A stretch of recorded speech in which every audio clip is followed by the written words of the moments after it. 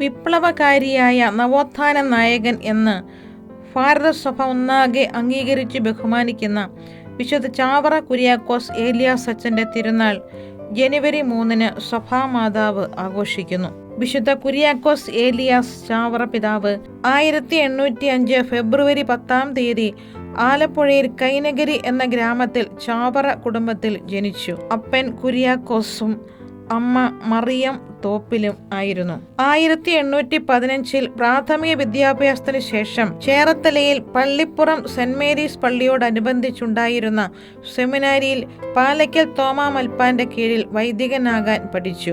1828 deacon പട്ടവും 1829 November 29 Arthunkal saint Andrew's ദേവാലയത്തിൽ വെച്ച് പൗരോഹിത്യവും സ്വീകരിച്ചു. വൈദികനായ ശേഷം 1831 കുര്യാക്കോസ് ഏലിയാസ് പിതാവ് മാന്നാനം കുന്നിൽ ഒരു ആത്മീയ ഭവനത്തിന് അടിസ്ഥാനമിട്ടു. അത് വളർന്ന അമലോത്ഭവ ദാസ സംഘം എന്ന പേരിൽ ഒരു സന്യാസ വൈദിക സമൂഹം മാന്നാനം കുന്നിൽ രൂപപ്പെട്ടു. ഭാരതത്തിലെ ആദ്യ ഏകദേശീയ സന്യാസ സമൂഹമായ CMY സഭ അങ്ങനെ ആരംഭിച്ചു. സഭയുടെ ഉത്തരവാദിത്തം മുഴുവനും മരണം വരെയും കുര്യാക്കോസ് ഏലിയാസ് പിതാവിൽ നിക്ഷിപ്തമായി.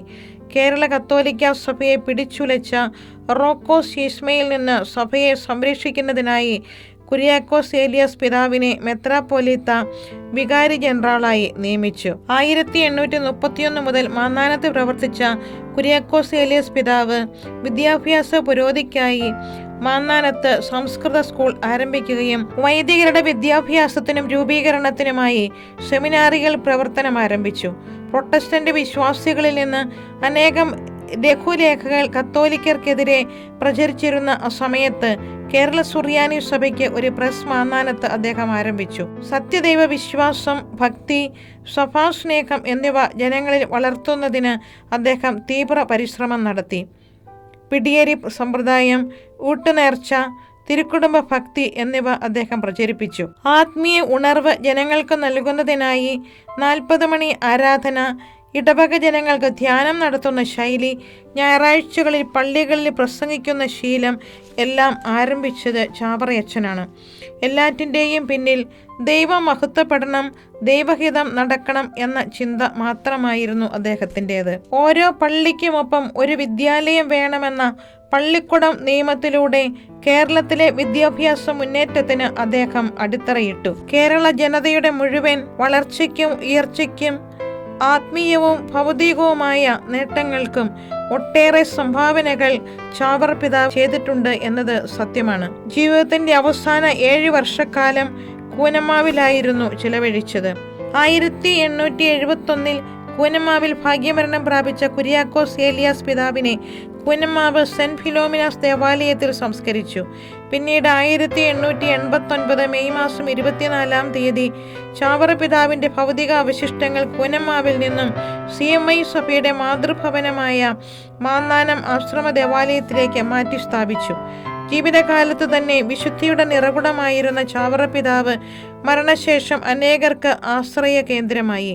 തന്റെ മാധ്യസ്ഥം പ്രാർത്ഥിക്കുന്നവർക്ക് അനുഗ്രഹങ്ങൾ നൽകിയ ചാവറ പിതാവിന്റെ കീർത്തി നാട്ടിലെങ്ങും പരന്നു. വിശുദ്ധ അൽഫോൻസാമ രോഗിണിയായിരുന്നപ്പോൾ ചാവറ പിതാവിന്റെ മാധ്യസ്ഥം യാചിക്കുകയും അതിന്റെ ഫലമായി ചാവറ പിതാവ് അൽഫോൻസാമയ്ക്ക് രോഗശാന്തി നൽകിയതായും വിശുദ്ധ അൽഫോൻസാമ തന്നെ സ്വന്തം കൈപ്പടയിൽ രേഖപ്പെടുത്തിയിട്ടുണ്ട്. ചാവറ പിതാവിന്റെ നാമകരണ നടപടികൾ 1956 ആരംഭിച്ചു. 1986 കോട്ടയത്ത് വെച്ച് ഫെബ്രുവരി 8 പരിശുദ്ധ പിതാവ് ജോൺ പോൾ II മാർപ്പാപ്പ ചാവറ പിതാവിനെ വാഴ്ത്തപ്പെട്ടവൻ എന്ന പദവിയിലേക്ക് ഉയർത്തി. 2014 നവംബർ 23 റോമിൽ വെച്ച് കുര്യാക്കോസ് ഏലിയാസ് ചാവറ പിതാവിനെ വിശുദ്ധനെന്ന് പരിശുദ്ധ പിതാവ് ഫ്രാൻസിസ് പാപ്പ നാമകരണം ചെയ്തു. മാന്നാനം സെന്റ് ജോസഫ് ആശ്രമ ദേവാലയത്തിൽ അൾത്താരയുടെ മുന്നിൽ കുര്യാക്കോസ് ഏലിയാസ് ചാവറ പിതാവിന്റെ ഭൗതിക അവശിഷ്ടങ്ങൾ അടങ്ങിയ കബറിടം സ്ഥിതി ചെയ്യുന്നു. കുടുംബങ്ങളെ സ്നേഹിക്കുകയും കുടുംബ നവീകരണത്തിനായി ഏറെ അധ്വാനിക്കുകയും ചെയ്ത ചാവറ പിതാവിന്റെ ഒരു പിതാവിന്റെ ചാവരുകൾ എന്ന ഗ്രന്ഥം ഏറെ പ്രസിദ്ധമാണ്. കുടുംബങ്ങളുടെ വിശുദ്ധീകരണത്തിനും സഭയുടെ നവീകരണത്തിനും ഐക്യത്തിനും വേണ്ടി പരിശ്രമിച്ച ഈ പുണ്യപിതാവിന്റെ മാധ്യസ്ഥം തേടി അനുഗ്രഹത്തിനായി നമുക്കും പ്രാർത്ഥിക്കാം.